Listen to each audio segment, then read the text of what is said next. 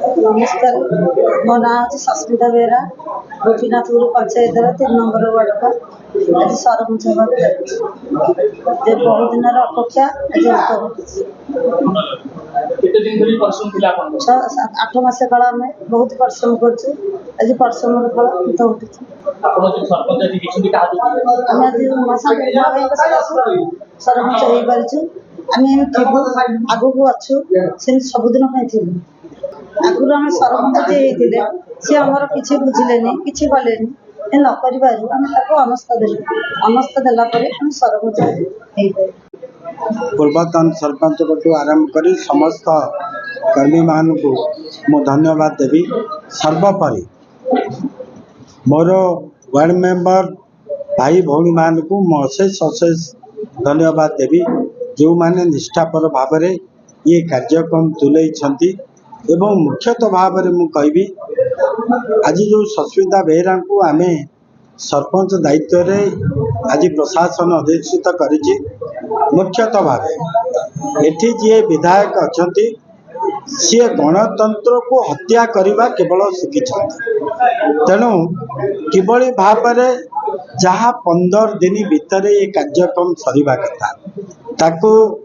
विभिन्न आड़ करी प्रशासन उपरे प्रेशर करी जो कथा को 6 मास 8 मास काल बुझे एवं आज उच्च न्यायालय तार न्याय देइछंती जहाँ फल रे ये गोपीनाथपुर पंचायत मु कहीदेवा चाहे 2019 मसीह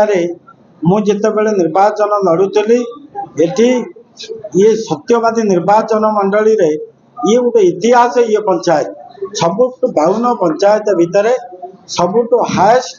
2200 वोट मत ये माने लीड मध्य भी देते तेणु गोटे जी ये सरपंच थे जी विधायक अच्छा पारु पर्यंत पाखे रखी से किभली भाव में एक गणतंत्र को हत्या से कथा से रखी तेणु मु मुख्यतः भाव में कहि 15 मास भितर ये अंचल आपण माने देखुथिबे जो अंचल को समस्त कहती कलापाली अंचल मु विधायक है पर ये अंचल रास्ता घाट टू आरंभ करी बात्या आश्रय स्थल आरंभ करी ब्रिज टू आरंभ करी गाँ गाँव रे विद्युत टू रास्ता टू आरंभ करी गाँ गाँव रे विकास आज तेणु 15 मास भितर भी जन विधायक मुठाए माटी भी एटी पड़ी पारा ना तेणु आज मु गोटे अन्याय पतन होती न्याय जय हो मु आशा करुच्ची जो भाई भौणी माने मोर वार्ड मेंबर अच्छा एवं जी सस्मिता बेहरा मोर भौणी जी नायब सरपंच आज सरपंच दायित्व नहीं ये अंचल लोक मान सेवा करने से निरंतर भाव में कार्य करेंगे एवं विशेषकर गणमाध्यम आगे मु गोटे ठोस प्रमाणित करने को चाहूँगी ये पंचायत रे गोपीनाथपुर पंचायत हो एवं ता सहित 28 पंचायत रे गोटे लेखा एमएलए प्याड जो प्याड केवल लेखा आसी अंतर्दय गृह योजना राज्य सरकार डिंडिम पिटुला बेले गरीब लोक को घर दिज्व आज गरीब लोक घर पाइबा बदल रे एमएलए प्याड रे जो माने बीजेपी कर्मी बीजेपी दंडा धरिक बुलूं से लिस्ट वीडियो पाक मु जिलापाल दृष्टि आकर्षण कर सब कलेक्टर कर आसंता रविवार दिन आम बैठक करूँ प्रति पंचायत रू जिलापाल सब कलेक्टर को इनक्वारी अथॉरिटी रखिंट कणास और सत्यवादी मुझे गोटे गाँ 2 दिन तले जाइली नुआ गाँ जड़े लोक जी पर घर आश्रय नहीं सी घर को गले जाइकरी पीओ सहित ये जो दलाल पांडा चमचा अच्छा घर को जाकि कहले तमें जदि बीजेपी मेंबरशिप हम पताका पकईब तुमको घर मिल सी राजी नहबारू घर आज काटी दि जाए तेणु आज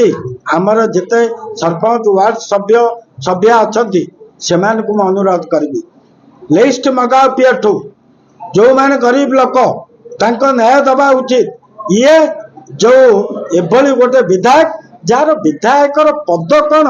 सी एपर्यंत जानी पारा ना। अरे सी निजे तो ये माटी हूँ गोटे त्यागर माटी। ये माटी रे से तो माँ भौणी की इज्जत दे पारुनी।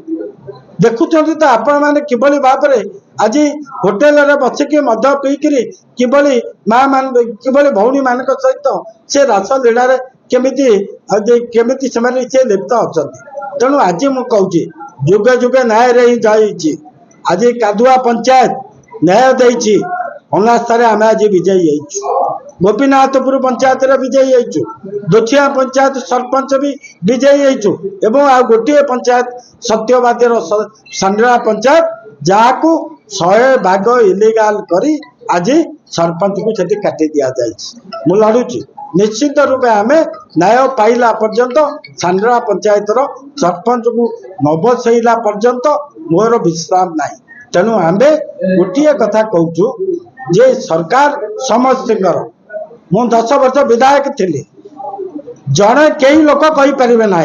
कौ गरीब लोक मो पाक जाइछन्ति समस्त मोर मोर जी कर्तव्य प्रति मु कर्तव्य करिछि मो न्याय भी मुझे किंतु एठी जीए जाउछन्ति आगे पताका पका तापर तुम समस्या कह एमती कौन जड़े विधायक सुंदर लगुच बीजेपी पताका पकईदे लोक समस्त जड़े जितला विधायक सी बीजेपी नुह बीजेडी कांग्रेस कम्युनिस्ट बीजेडी समतिकर किंतु ये एमती एक निर्लज विधायक ये जीए गला ये खाली भोट विकल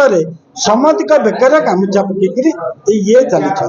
तेणु निश्चित रूपे यार जवाब ये सत्यवादी जनसाधारण जानी खूब शीघ्र देवे। तेणु आज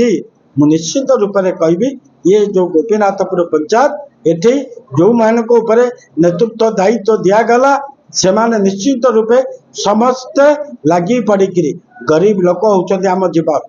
उमा सामंतराय ता राजनैतिक जीवन भितर गोटे कथा शिखी मो कर्मी हूँ जनसाधारण हूँ से मो भगवान मो राति दिन से मान सेवार ही मु समय दे था। तेणु आशा करुच्ची निश्चित रूपे ये लोक मान न्याय देवे जेपर्यंत नचेत जो